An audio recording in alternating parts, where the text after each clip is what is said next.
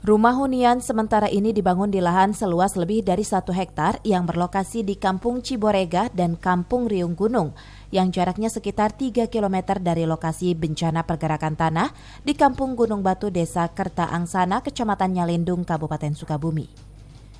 Di rumah hunian sementara ini telah dihuni oleh 76 kepala keluarga atau sekitar 200 jiwa. Di lokasi rumah hunian sementara ini terdapat 3 kamar kecil dan sarana air bersih sebagai sarana bagi para warga untuk mandi, cuci, dan kakus, serta untuk mendapatkan pasokan air bersih. Selain mendapatkan bantuan rumah hunian sementara, warga pun mendapatkan bantuan lainnya berupa kasur dari pemerintah. Sementara ini dibuatkan oleh pemerintah Kabupaten Sukabumi untuk ditempati oleh warga terdampak pergerakan tanah Desa Kerta Angsana, Kecamatan Nyalindung, dan ini dibuatkan dalam waktu 1 bulan, dipakai untuk sementara saja. Mudah-mudahan minimal 2 tahun masyarakat bisa menempati hunian tetap.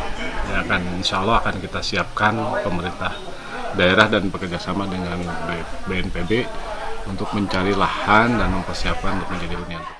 Sebelum menghuni rumah hunian sementara ini, warga sebelumnya menghuni sejumlah tenda-tenda darurat yang disediakan oleh Pemda Kabupaten Sukabumi akibat terdampak oleh musibah pergerakan tanah yang menerjang kampungnya pada beberapa waktu lalu.